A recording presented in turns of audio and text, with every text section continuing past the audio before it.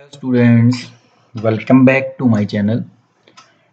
Subsidiary book topic है हमारा। Practical हम इस पे कर चुके हैं, कुछ थ्योरी पार्ट इसका रह गया था, तो आज हम इसकी थ्योरी भी कर लेते हैं सो दैट हमें ये चैप्टर और क्लियर हो जाए। तो सब्सिडरी बुक में हमें पता है कि जो पार्ट 1 है वो कैश बुक से रिलेटेड है। फिर ये 4 बुक हैं, purchase book, sales book, purchase return book, sales return book and then जो इन सब में नहीं आती हमारी ट्रांजेक्शन्स, वो हमारी जाती हैं जर्नल प्रॉपर में। तो हम ये कैसे आइडेंटिफाई करें कि कौन सी ट्रांजैक्शन कहाँ जाती है, इस पर्टिकुलर बुक का क्या मीनिंग है, क्यों इसको प्रिपेयर किया जाता है, वो इस थ्योरी की वीडियो में हम सीखेंगे। तो शुरू करते हैं अपनी आज की इस क्लास को। और ये जो कंसेप्चुअल है, इसमें से आज हम अभी इसमें कैश बुक से रिलेटेड जितना पार्ट है वो करेंगे। ये सेकंड पार्ट ऑफ थ्योरी में आएगा, तो जब हम देखेंगे, अभी हमारा मेन फोकस किस पर है, कैश बुक पर। तो शुरू करते हैं, सबसे पहले कैश बुक को समझते हैं। कैश बुक, तो कैश बुक क्योंकि नाम में ही देखिए आपको पता चलता है कि कैश से रिलेटेड ट्रांजैक्शन की बात की जा रही है। इवन जब हम डबल कॉलम की बात करेंगे तो उसके अंदर फिर बैंक भी आ जाएगा। लेकिन एक तरीके से कहें तो जो लिक्विडिटी होती है मनी की, हम उस बुक की बात कर रहे हैं। तो cash book is a book in which all transaction relating to cash receipt and cash payment are recorded. तो ये एक ऐसी बुक है जिसके अंदर हम cash receipts and cash payment को रिकॉर्ड करते हैं। रिसिप्ट का मतलब पैसा हमारे पास आना और पेमेंट का मतलब पैसा हमारे पास से जाना। ठीक है। It start with the cash और बैंक बैलेंस। देखिए हमने बोला था अभी डबल कॉलम जब हम कैश बुक बनाएंगे तो या तो कैश का कॉलम होगा जो हमारे पास इन हैंड कैश है, या फिर हमारे बैंक अकाउंट में पहले जो अमाउंट है कैश है उसकी बात। तो शुरुआत हमारे हमेशा कैश और बैंक बैलेंस से होती है। अगर आपकी कंपनी पुरानी है, अगर उसने उसी साल बिजनेस शुरू किया है तो ऑब्वियसली है बैंक बैलेंस नहीं होगा, सीधी ट्रांजैक्शन आएगी। तो अगर बिगिनिंग हम कर रहे हैं पीरियड की और वो पुरानी कंपनी है तो ऑब्वियसली ये स्टार्ट किससे होगा, कैश एंड बैंक बैलेंस से। जनरली जो ये कैश बुक बनाई जाती है ये मंथली बेसिस पर बनाई जाती है। ठीक है, तो एक चीज हमें समझना है कि कैश बुक को जो प्रिपेयर किया जाता है वो मंथली बेसिस पर किया जाता है। It serve the purpose of both journal as well as ledger account। तो ये क्योंकि डायरेक्ट हमारी ट्रांजैक्शन से इसको बनाया जाता है, तो ये दोनों पर्पस हमारे सॉल्व करती है। जर्नल एंट्रीज का जो हम पहले कर चुके हैं, एंड उसके बाद हम लेजर अकाउंट सीखेंगे। तो लेजर एक ऐसा अकाउंट होता है जहां पर सिमिलर काइंड ऑफ ट्रांजैक्शन जो रिलेटेड टू कैश है उनको एक जगह हम इकट्ठा कर लेते हैं।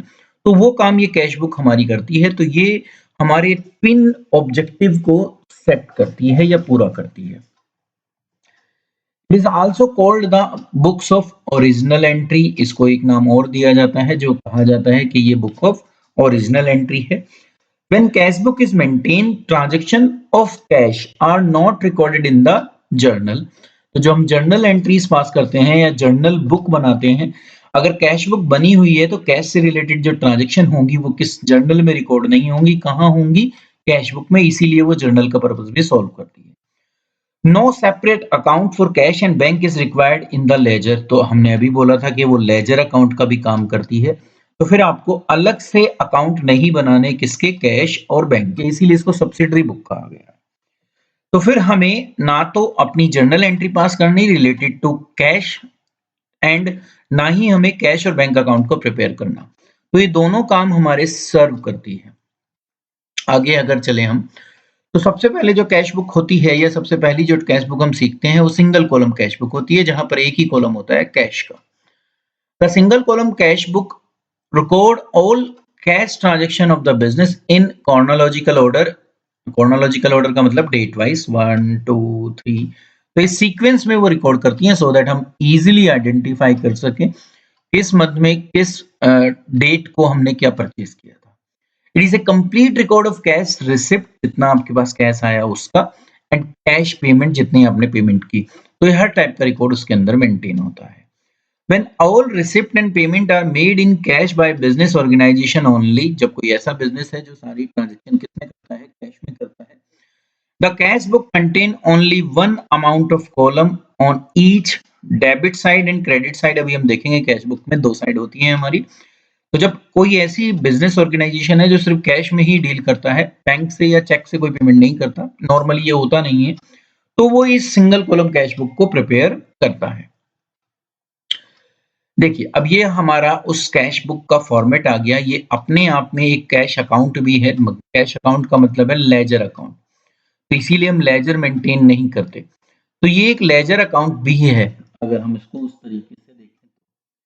ठीक है, नाम इसका अभी क्या है, कैश बुक। अब जो इसकी ये लेफ्ट हैंड साइड है, कहां से कहां तक मैं आपको आइडेंटिफाई करके दिखा देता हूं। यहां तक ये देखिए, ये कॉलम ऐसे कॉलम है जो आपको यहां से आगे दोबारा रिपीट होते मिलेंगे।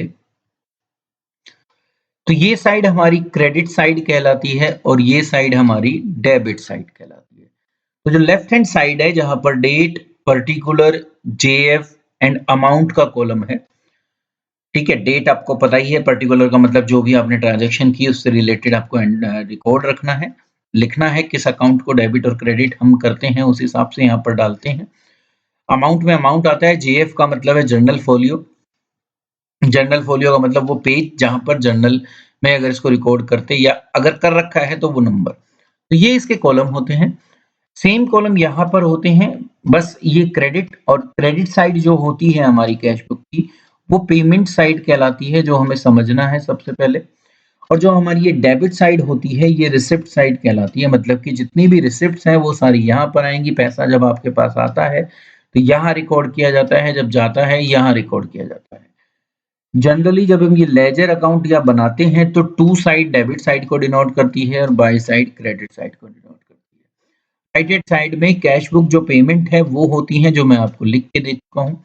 जो लेफ्ट हैंड साइड है वहां पर सारी रिसिप्ट्स आती हैं जो भी कैश से रिलेटेड है। तो ये एक तरीके से हम कहें तो सिंगल कॉलम का फॉर्मेट है जो हम मेंटेन करते हैं। आगे चले तो देखिए, फिर दोबारा वही है, ये वाली साइड हमारी रिसिप्ट साइड है, ये साइड हमारी पेमेंट साइड है, इस साइड, ये साइड को हम क्रेडिट साइड के नाम से जानते हैं, ये साइड हमारी डेबिट साइड होती है। जिस भी व्यक्ति की हम बुक बना रहे हैं उसका नाम यहाँ पर लिख देते हैं। The accounts appearing on the debit side, जो भी यहाँ पर पर्टिकुलर में अकाउंट्स आएंगे of the cash book are credited in their respective ledger account. तो जो जैसे मैंने यहाँ पर लिखा कि भाई मेरे पास पैसा आया राम से, तो मैंने यहाँ पर लिख दिया राम। तो ये राम जो है, जब इसका हम इंडिविजुअल अकाउंट बनाएंगे, खुद का अकाउंट बनाएंगे, तो जब यहाँ ये डेबिट में आया है ऑब्वियसली है, तो फिर राम के अकाउंट के अंदर ये क्रेडिट में जाएगा, जो यहाँ पर हमें बताया गया है। तो जब हम लेजर अकाउंट बनाएं इस एक इंडिविजुअल पार्टी का, तो फिर उस अकाउंट में ये क्रेडिट साइड में जाएगा अगर ये डेबिट में लिखा है। ऐसे ही जो क्रेडिट साइड है, मतलब कि पेमेंट साइड है, जैसे मैंने यहाँ पर पे किया, किसके लिए किया, स्टेशनरी के लिए। स्टेशनरी एक एक्सपेंस है और मैंने स्टेशनरी को पे किया स्टेशनरी एक्सपेंस अकाउंट। तो जब मैं स्टेशनरी एक्सपेंस अकाउंट बनाने लगूंगा तो इस साइड, इस मतलब इस अकाउंट की में हम डेबिट साइड में अमाउंट को शो करते हैं, ये हमें समझना है। अभी चेक नहीं है क्योंकि सिंगल कॉलम है, तो बैंक नहीं है, तो यहाँ पर चेक नहीं मानना, बस बाकी सब कुछ ठीक है। तो इस तरीके से अगर हम इनके इंडिविजुअल अकाउंट भी बनाने लगे इन पार्टीज के, तो वहां पर कैसे ट्रांजेक्शन शिफ्ट होती है वो यहाँ पर बताया गया है। अब ये यहाँ तक हमारा सिंगल कॉलम कैश बुक का काम था, मतलब कि हम सिंगल कॉलम में एक ही कॉलम रखते थे और ये कॉलम हमारा किससे बिलोंग करता था, कैश से। तो ये cash, single column cash book जब भी प्रिपेयर की जाती है जब ऑर्गेनाइजेशन सिर्फ कैश में डील करती हो। नॉर्मली आज की डेट पर ऐसा नहीं है, हमें डबल कॉलम कैश बुक की ही जरूरत पड़ती है, क्योंकि दो कॉलम हमारे होते हैं, एक हमारा कैश का कॉलम होता है और दूसरा कॉलम होता है हमारी बैंक की ट्रांजेक्शन का। तो डबल कॉलम कैश बुक में दो कॉलम होते हैं दोनों साइड पर। तो वन कॉलम जो होता है वो कैश को रिप्रेजेंट करता है और एक कॉलम जो है वो बैंक को रिप्रेजेंट करता है। डेबिट साइड के अंदर जितना भी रिसिप्ट है वो आएगा और क्रेडिट साइड के अंदर जो भी आएगी, जितनी पेमेंट है वो आएगी, दोनों तरीके से, कैश से भी और बैंक से भी। तो अगर हम इसके फॉर्मेट की बात करें तो सिर्फ फॉर्मेट में यही डिफरेंस आया। सिंगल कॉलम में यहाँ पर एक ही कॉलम था अमाउंट का, अब यहाँ पर हमें दो कॉलम दिख रहे हैं। दो कॉलम हमें डेबिट साइड में दिख रहे हैं और दो ही कॉलम हमें क्रेडिट साइड में दिख रहे हैं। ऑब्वियसली ये पेमेंट यहाँ पर आती है, ये हमें पता है, यहाँ पर हमारी रिसिप्ट्स आती हैं, ये भी पता है। ठीक है, तो ये सब हमने जो जितना भी ज्यादातर मेरा मटेरियल है ये सब एनसीईआरटी से लिया गया है। अब ये फॉर्मेट भी मैंने वहीं से यहाँ पे कॉपी पेस्ट किया है। तो इसी तरीके से हमारा कैश बुक का फॉर्मेट चलता है। हाँ, उसका नाम ज़रूर आएगा जिसकी है, डेट ज़रूर आती है, ये हमें पता है, लेजर फ़ोलियो ज़रूर आएगा, ठीक है? अब जहाँ-जहाँ आपके पास पैसा आया, whether it is came in the form of cash और in the form of cheque, तो आप दोनों रिकॉर्ड यहाँ पर कर सकते हैं।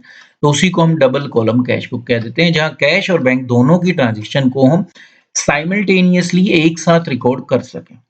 ये है हमारा double column cash book. Some example अगर हम देखें तो एक बिजनेसमैन जनरली ओपन एक करंट अकाउंट ओपन करता है बैंक के साथ, do not allow any interest, जिस पर अगर आप करंट अकाउंट ओपन कराते हैं तो आपको एक चीज समझनी है कि बिजनेस को उसके ऊपर कोई इंटरेस्ट नहीं मिलता, बैंक उनको कोई इंटरेस्ट नहीं देता। हाँ, जो वो फैसिलिटीज उस करंट अकाउंट में उस बिजनेस को देता है उसके लिए वो चार्ज करते हैं, मतलब कि हमारे ऊपर बैंक चार्जेस लगते हैं जिनको हम इंसिडेंटल चार्जेस भी कहते हैं, जितनी सर्विस वो हमें देते हैं डिफरेंट काइंड की। अब देखोगे तो बिजनेसमैन को एक बैंक अलग से ट्रीट करता है, अलग से उसको सर्विसेज देता है और उन्हीं के लिए वो फिर उनसे सर्विस चार्जेस भी लेता है। तो जब हम पैसे डिपॉजिट करें बिजनेस, अब वो कैश फॉर्म में हो चाहे चेक फॉर्म में हो, तो हमें ये स्लिप भरनी पड़ती है जिसको हम डिपॉजिट या पे इन स्लिप कहते हैं। यहाँ अगर चेक होता है तो उस चेक की डिटेल हमें यहाँ भरनी होती है, किस ब्रांच से वो इशू हुआ है, उस चेक का नंबर क्या है वो लिखना होता है और फिर हमें जो है अमाउंट को फिल करना होता है। अगर हम कैश डिपॉजिट कर रहे हैं तो कैश से रिलेटेड सारी जो एंट्रीज हैं वो हम यहाँ करते हैं, ये हमें पता है। बाकी चीजें जरूर पढ़ेंगे, नेम, अकाउंट नंबर क्या है, सब कुछ तो और अगर 50,000 से ऊपर है तो आपको पैन कार्ड नंबर भी देना पड़ता है। तो ये पे इन स्लिप है जो हम यूजुअली भरते हैं। यहाँ जो भी डिपॉजिटर है वो अपने साइन करता है। ये इतना पोर्शन वो होता है जो एक बिज़नेस को वापस मिल जाता है या एक कस्टमर को वापस मिल जाता है। अगर हम सेविंग बैंक अकाउंट होल्डर हैं तो भी इसी तरीके से हम रिसिप्ट भरते हैं अगर हमें डिपॉजिट करना हो कैश या अपने चेक को डिपॉजिट करना हो। बैंक जो है एक ब्लैंक चेक बुक हमें दे देता है, वो इस फॉर्म में होती है। तो जिसमें हमें जिसको भी चेक काटना होता है उसका नाम यहाँ लिखना होता है, सेल्फ भी लिख सकते हैं अगर खुद पैसे निकालने हैं तो। अमाउंट लिखा जाता है वर्ड्स में, यहाँ पर फिगर में, यहाँ हमारी डेट आती है। इन सब चीज़ों को जब हम चेक फिल करें तो हमें ये देखना होता है कि इसमें से कुछ भी चीज़ जो है ओवर राइटिंग ना हो, कटिंग ना हो, गलत ना हो। और यहाँ अपने बैंक में जो हमने साइन कर रखे हैं वो करने होते हैं, बिजनेस में बिजनेस का जो भी रिप्रेजेंटेटिव होते हैं वो करते हैं यहाँ पर। तो ये होती है चेकबुक विड्रॉ करने के लिए। अब वो विड्रॉ मनी हम खुद कर सकते हैं, किसी दूसरे को भी पेमेंट हम इस चेक के थ्रू कर सकते हैं। और देखें अगर बैंक से रिलेटेड कुछ चीजें, तो जो चेक फॉर्म होता है have been printed word bearer, देखिए इसमें एक वर्ड लिखा है बियरर, यहाँ तो लिखा है कि ऑर्डर जिसको हम दे रहे हैं और या बियरर भी मिलता है, ठीक है। तो बियरर का मतलब होता है जिसके पास है। तो अगर आपने इसको क्रॉस नहीं किया, अभी हम आगे पढ़ेंगे, अगर ये इसी फॉर्म में है चेक, इसका मतलब होता है जिसका भी नाम लिखा है उसको आप कैश दे दो, तो ये आपके अकाउंट में नहीं जाएंगे, यहाँ पर कैश में पेमेंट की जाएगी। तो बियरर का मतलब होता है कि जो भी इसको लेके आ रहा है उसको वो पेमेंट कर दे, ठीक है, पे में हम वो कर देते हैं, तो इसको ये कहलाता है बियरर। बट अगर हम इस बियरर में when the word bearer is struck off, जब हम बियरर वर्ड को स्ट्रक ऑफ कर दें, ड्रॉ एक लाइन खींचकर, cheque became an order cheque, it meant payment is to be made to the person whose name is written on the checkbook or is his order after proper identification।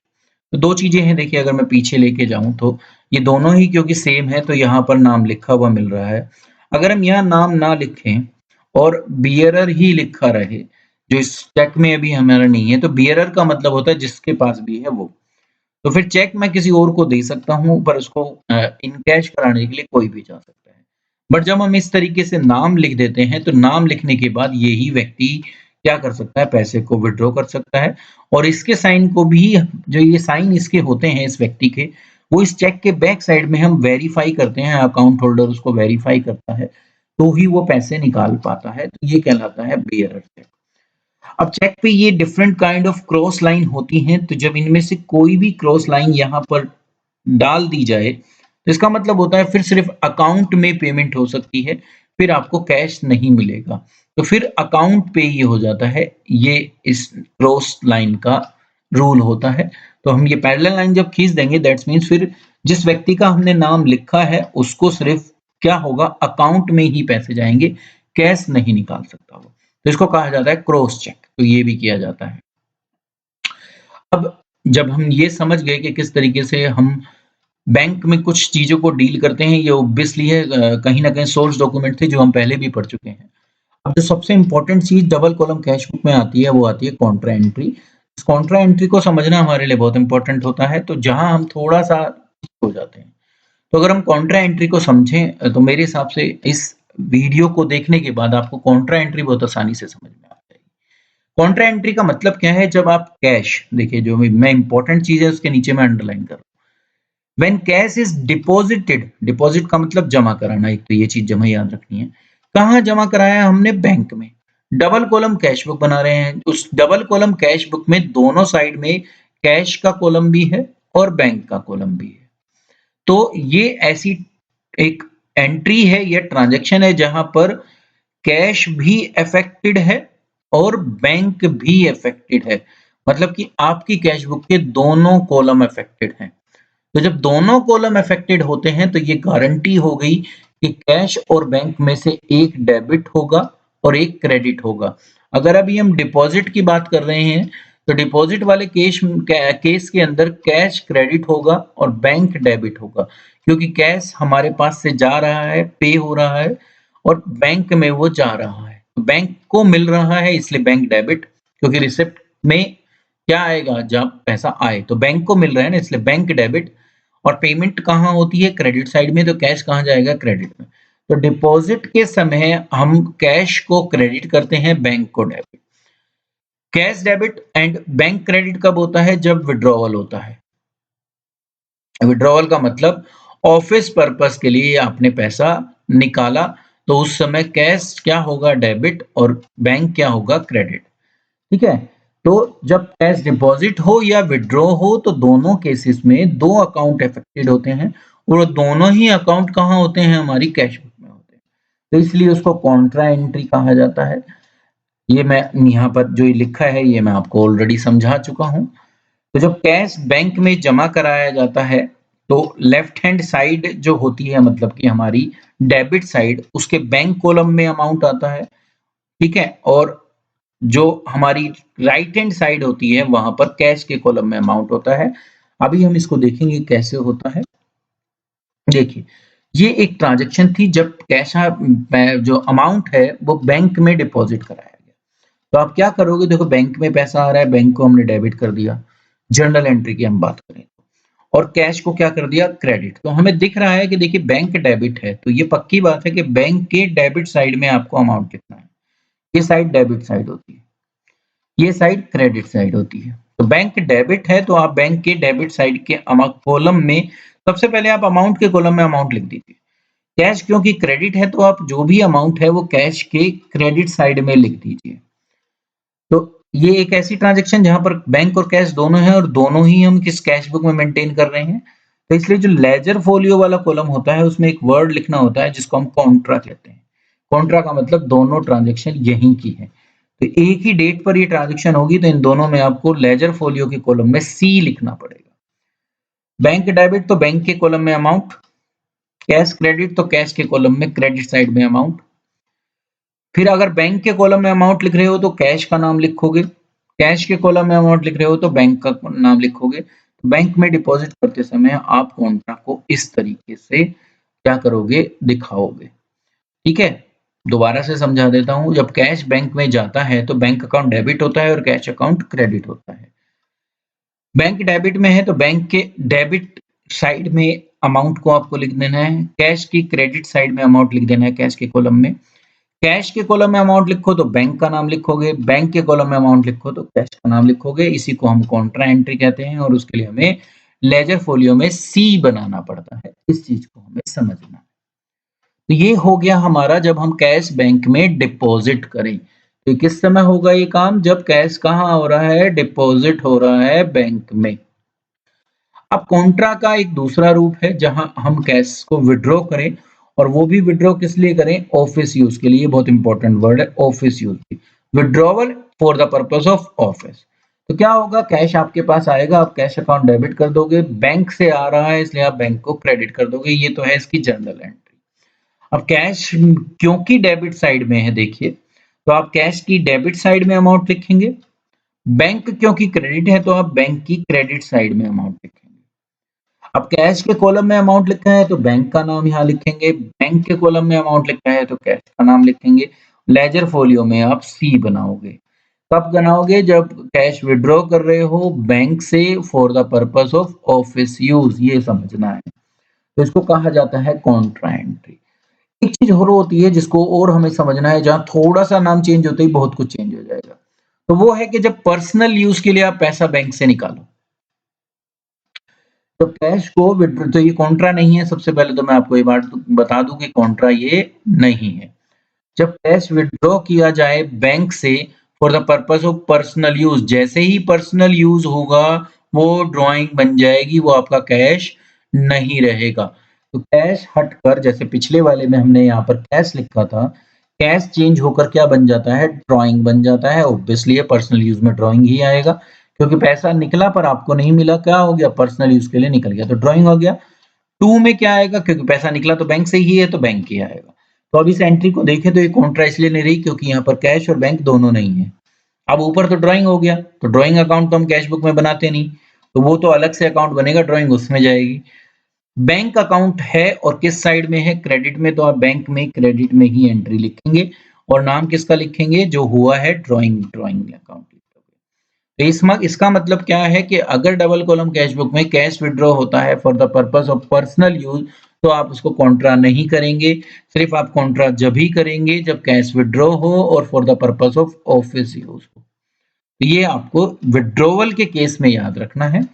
इस तरीके से मुझे लगता है Contra entry and Contra entry के साथ personal use के लिए अगर पैसा निकले तो क्या करना है, कैश बुक बनाते समय ये आप समझ गए होंगे।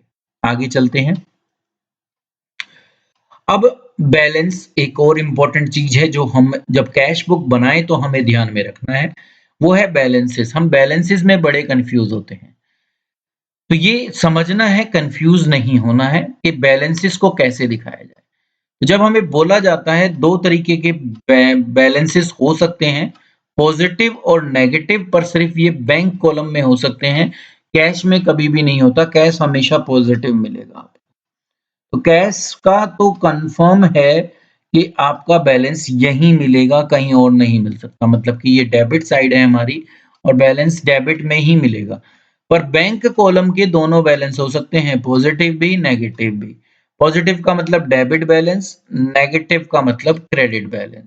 तो जब बैंक का बोले बैलेंस पॉजिटिव हो या डेबिट हो तो आप बैलेंस बीडी लिखेंगे और यहाँ इसको शो करेंगे। बट अगर वो नेगेटिव बैलेंस है, नेगेटिव का मतलब क्रेडिट बैलेंस है, माइनस है, बैंक से ज्यादा पैसा ले रखा है आपने, बैंक हमें ये फैसिलिटी देता है बिजनेस को, तो ऐसे केस में आप बैलेंस यहाँ नहीं दिखाएंगे, इसको आपको याद रखना है। अगर बैंक का नेगेटिव बैलेंस है या क्रेडिट बैलेंस है तो आप उसको बाय बैलेंस बीडी लिखेंगे और बैंक के इस कॉलम में उस अमाउंट को दिखाएंगे, ना कि यहाँ पर। तो ये पॉजिटिव के लिए बनाया गया है जब डेबिट बैलेंस हो, ये नेगेटिव के लिए बनाया गया है जब क्रेडिट बैलेंस हो। तो ये आपको बैलेंसेस भी सीखने हैं, ये आपको बताना बहुत जरूरी था क्योंकि हम बैलेंसेस करते समय थोड़ी गड़बड़ कर जाते हैं। अब मुझे लगता है आपको क्लैरिफाई हो गया होगा। आगे चलते हैं। डिसऑनर जरूर होता है, बहुत बार हमने देखा है कि डिसऑनर ऑफ चेक होता है, मतलब कि आपने एक चेक दिया था, जो डिपॉजिट वाली की बात अभी चल रही है, इसका मतलब आपने बैंक में डिपॉजिट कराया था एक चेक, किसी पार्टी से मिला था और उसके पैसे आपके अकाउंट में नहीं आए, कारण कोई भी हो सकता है। तो dishonour of cheque means return of the cheque unpaid, बिना पैसा मिले वो चेक वापस आ जाता है। कारण क्या क्या है, या तो उसके बैंक में पैसा नहीं था कस्टमर के, या उस पे ओवर राइटिंग हो गई थी, कटिंग हो गई थी, पोस्ट डेटेड चेक था, तो बहुत सारे कारण है जिस वजह से वो चेक चेक जो है वो रिटर्न हो जाता है बिना पेमेंट लिए। If check received from a customer is dishonour, अगर कोई ऐसा चेक जो आपको मिला हो और वो डिसऑनर्ड हो गया हो, the bank will return dishonoured cheque and debit the firm account. जब वो चेक आपने बैंक में जमा कराया था तो आपने एंट्री यहाँ कर दी थी, पैसा आ गया था क्योंकि ये तो हमारी रिसिप्ट साइड है। आपने क्या किया, जब चेक जमा करा दिया बैंक में, इसमें अपने बैंक के अकाउंट में, तो आप उसको यहाँ एंट्री कर लेते हो कैश बुक में। ठीक है? कि आपका बैंक बैलेंस बढ़ गया, मतलब कि आपने उसको डेबिट कर दिया। पर उसका तो पैसा ही नहीं आया, तो बैंक क्या करता है, उसको आपके इस तरफ दिखाकर उसको वो कर देता है, वो पैसा आपके अकाउंट में डालेगा नहीं। ठीक है? आपको इन्फॉर्म करेगा कि आपको उसके पैसे नहीं मिले। तो जो पैसा आपने यहाँ लिखा था, आप उसको क्या करोगे, अब वापस करोगे, उल्टा करोगे। तो उल्टे में हम क्या करेंगे, जो यहाँ से आपने डेबिट किया था, अब यहाँ से आप उसको क्या करेंगे, क्रेडिट कर देंगे। मतलब कि जो बैलेंस आपने 1000 यहाँ लिखा था, बैंक बैलेंस को बढ़ाने के लिए, क्योंकि बढ़ेगा इस तरफ से, आप 1000 से ही उसको क्या कर दोगे, घटा दोगे, क्योंकि वो पैसा आपके बैंक में नहीं आया, और वो पैसा अब आपको किससे लेना है, उसी डेटर से जिसने वो चेक आपको दिया था। ठीक है? तो ये होता है अगर एक चेक जो हमने किसी पार्टी ने हमें दिया था और वो डिसऑनर्ड हो जाए, तो जब भी ये चेक ऐसा मिलता है तो बैंक आपको इंटीमेट करता है और आप उसकी एंट्री पास कर देते हैं। अगर इसकी जर्नल एंट्री की हम बात करें, तो जर्नल एंट्री इसकी बनती है कि आप डेटर अकाउंट को डेबिट करोगे, क्योंकि उसको आपने क्रेडिट करके खत्म कर दिया था, अब आपको दोबारा उससे पैसा लेना है, और आप अपना बैंक अकाउंट जो है वो क्रेडिट कर देते हो, क्योंकि बैंक को आपने डेबिट कर रखा है ऑलरेडी और पैसा आपके पास नहीं आया। तो ये इसकी एक तरीके की जर्नल एंट्री है। इसी वजह से ये बैंक की क्रेडिट साइड में आता है और डेटर के नाम से आता है। तो ये है चेक अगर डिसऑनर हुआ हो जो आपने जमा कराया था, तो इस तरीके से आप उसको ट्रीट करेंगे। यहीं आएगा, यहाँ कुछ नहीं आएगा, ये बात आपको याद रखनी है। ये था डिसऑनर ऑफ चेक अगर डबल कॉलम कैश बुक हो। अब बैंक चार्जेस लगाता है हमारे ऊपर, हमें इंटरेस्ट देता है, कमीशन देता है, ठीक है? बैंक हमसे ये लेता भी है और ये हमें देता भी है इंटरेस्ट।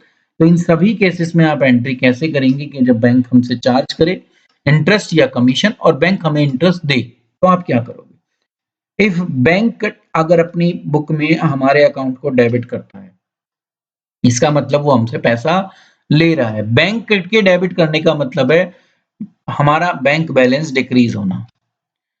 बैंक के क्रेडिट करने का मतलब होता है हमारा बैंक बैलेंस बढ़ना। तो जब हमारा बैंक बैलेंस डिक्रीज होता है तो वो क्रेडिट साइड से होता है।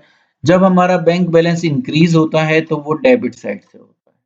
तो जब वह बैंक हमसे चार्ज करता है, चाहे इंटरेस्ट करे, चाहे कमीशन ले या कोई और अदर चार्जेस, अब वो बैंक चार्जेस है, कमीशन है और कोई अदर चार्जेस हैं। तो क्योंकि मैंने बोला बैंक बैलेंस डिक्रीज होता है तो इसलिए उसको आपको इस साइड में दिखाना होता है, मतलब कि क्रेडिट साइड में दिखाना होता है कैश बुक में। वहाँ डेबिट लिखा है, बैंक की बुक में डेबिट है, हमारी बुक में वो क्रेडिट होगा। रिवर्स होता है, ये आपको समझना है। बैंक कुछ भी हमें देगा, कुछ भी क्रेडिट करेगा, तो इसका मतलब हमारा बैंक बैलेंस बढ़ता है, तो बैंक बैलेंस इसी तरफ से बढ़ सकता है। तो बैंक कुछ भी चार्ज करे, कुछ भी दे हमें, तो बैंक जब डेबिट करेगा तो आप क्रेडिट साइड में एंट्री दिखाएँगे, बैंक जब क्रेडिट करेगा तो आप डेबिट साइड में एंट्री दिखाएँगे। ये है bank charges, interest, commission etcetera के लिए और इंटरेस्ट क्रेडिट के लिए। अब क्या होता है, एक अलग से बुक बनाई जाती है जिसको हम पैटी कैश बुक कहते हैं। तो ये पैटी कैश बुक क्या होती है, इसको आपको समझना है। इसको बनाना सीखेंगे हम, प्रैक्टिकल कर चुके हैं ऑलरेडी चैनल पर। पैटी कैश बुक कैसे प्रिपेयर की जाती है उसकी वीडियो ऑलरेडी मेरे चैनल पर अवेलेबल है। तो हर ऑर्गेनाइजेशन में large number of small payment होती हैं, जैसे conveyance, cartage, postage, telegram, other expenses ली। उनको हम कलेक्टिवली जब हम जर्नल एंट्री पास करते हैं तो उनको मिसलेनियस एक्सपेंसेस के नाम पे रिकॉर्ड कर लेते हैं, क्योंकि इतनी ज्यादा ट्रांजेक्शन होती हैं कि अगर मैं एक-एक करके इनको रिकॉर्ड करने लगूंगा तो पता नहीं कितने पेजेस इन्हीं ट्रांजेक्शन में चले जाएंगे। तो इनको हम मिसलेनियस एक्सपेंसेस के हेड में डाल देते हैं और जर्नल एंट्री पास कर देते हैं। ये ज्यादातर ट्रांजैक्शन ऐसी होती हैं जो रोज भी कई बार हो सकती हैं, तो ये रिपीटेड होती है नेचर में। तो large organisation normally appoint one more cashier, एक अलग से कैशियर अपॉइंट कर देती हैं, जिसको हम पैटी कैशियर कहते हैं, और वो एक सेपरेट कैश बुक बनाता है जो ऐसी छोटी छोटी ट्रांजेक्शन को रिकॉर्ड करने के लिए बनाई जाती है। और ऐसी जो बुक मेंटेन की जाती है पैटी कैशियर के द्वारा, उसी को हम पैटी कैश बुक कहते हैं। ठीक है, तो मेरे हिसाब से आप पैटी कैश बुक को आप समझ पाए होंगे। ये जो नंबर ऑफ स्मॉल ट्रांजैक्शन होती है किसी भी कंपनी के अंदर, जो उसकी जर्नल एंट्री में मिसलेनियस एक्सपेंसेस के नाम से रिकॉर्ड की जाती हैं, उन सबको ट्रैक करने के लिए एक अलग से कैशियर अपॉइंट किया जाता है और वो एक पैटी कैश बुक बनाता है, जहां वो सारी ट्रांजैक्शन जो छोटी-छोटी ट्रांजैक्शन है उनको हम ट्रैक कर पाते हैं। The petty cashier work on imprest system. अब इम्प्रेस सिस्टम क्या होता है ये भी आपको समझना है कि जो ये सिस्टम होता है उसमें एक डेफिनेट सम ऑफ अमाउंट, जैसे हम कहें कि 2000 रुपए हमने अपने पैटी कैशियर को दे दिए at the beginning of a certain period से वीक। वीकली पेमेंट हम अपने पैटी कैशियर को कर रहे हैं, तो जब भी ये वीक स्टार्ट होगी हम उसको क्या दे देंगे, 2000 रुपए दे देंगे। और इसी 2000 अमाउंट को जो अभी तक कोई खर्च नहीं हुआ जो ये मिलता है उसी को हम इम्प्रेस अमाउंट कहते हैं। ठीक है, तो इम्प्रेस्ड सिस्टम क्या कहता है कि जब कभी वीक एंड होगी, ठीक है, जैसे ही सैटरडे आएगा, ठीक है, अब सैटरडे को मान लिया 2000 दिए थे, मैंने 1500 उसमें से हमारे कैशियर ने खत्म कर दिए और अब उसके पास सिर्फ कितने का बैलेंस है, 500। तो जैसे ही नेक्स्ट वीक में मंडे आएगा, मंडे आते ही हम उसे और 1500 दे देंगे, जिससे दोबारा बैलेंस किस पर पहुंच जाए, वीक के स्टार्ट पे 2000 पे, जहां से हमने इसको शुरू किया। तो ये कहलाता है हमारा इम्प्रेस सिस्टम, जहां हम उसे उस सर्टेन पीरियड के बिगिनिंग में उतना ही पैसा देते हैं जितना हमने फर्स्ट टाइम उसको दिया था। एडवांटेज क्या है, पैटी कैश बुक क्यों बनाई जाए, क्यों बनाती हैं ऑर्गेनाइजेशन, तो वो समझना है। वो क्या करते हैं, टाइम और एफर्ट ऑफ चीफ कैशियर जो होता है उसका टाइम बताते हैं। इतनी सारी मिसलेनियस एक्सपेंसेस की ट्रांजैक्शन को अगर वो चीफ कैशियर ट्रैक करने लगेगा तो बड़ा मुश्किल काम हो जाएगा। तो chief cashier is not required to deal with petty disbursement, he can concentrate on cash transaction involving large amount of cash. It save time, labour, help chief cashier to discharge his duty more effectively. तो वो उसके time बचाता है, वो अपनी duty अच्छे ढंग से कर पाए, उसका समय, उसकी एनर्जी बचती है, तो ये बहुत जरूरी होता है। दूसरा अगर इसके एडवांटेज देखें तो वो है effective control over cash disbursement. तो आप कंट्रोल कर सकते हो क्योंकि आपको उसके लिए एक अलग से आपने पैटी कैशियर अपॉइंट कर रखा है, वो उसको देखेगा। तो जो कैश कंट्रोल होता है वो इजी हो जाता है बिकॉज डिवीजन ऑफ वर्क हो गया, बट गया काम। The head cashier can control big payment directly, and जो पैटी पेमेंट है उनको कंट्रोल करने के लिए कौन है मेरे पास, पैटी कैशियर है। This way the chances of making fraud and embezzlement become very difficult. तो फिर किसी भी टाइप का फ्रॉड करना, चोरी करना, घपला करना वो मुश्किल काम हो जाता है। कन्वीनियंट रिकॉर्डिंग हो जाती है, आसान हो जाता है कैश बुक को समझना, मेंटेन करना। Recording of petty disbursement in main cash book make it bulky, ज्यादा ट्रांजेक्शन हो जाएंगी और मैनेज करना डिफिकल्ट हो जाएगा। तो इसीलिए क्या करा जाता है, मटेरियलिटी प्रिंसिपल भी हमारा यही कहता है कि सिर्फ उतनी ही ट्रांजेक्शन रिकॉर्ड करो जो मटेरियल होती हो। तो ऐसी इनसिग्निफिकेंट ट्रांजेक्शन जो छोटी छोटी को हमारे लिए ट्रैक करना, उनको समझना जरूरी नहीं है, तो हम उनको अपनी मेन कैश बुक में ना लिखकर एक सब्सिडरी कैश बुक में लिख देते हैं जिसको पैटी कैश बुक कहते हैं। तो रिकॉर्डिंग क्या हो जाती है, कन्वीनियंट हो जाती है। तो ये थे एडवांटेज पैटी कैश बुक के जो हमारे लिए समझना इंपॉर्टेंट था।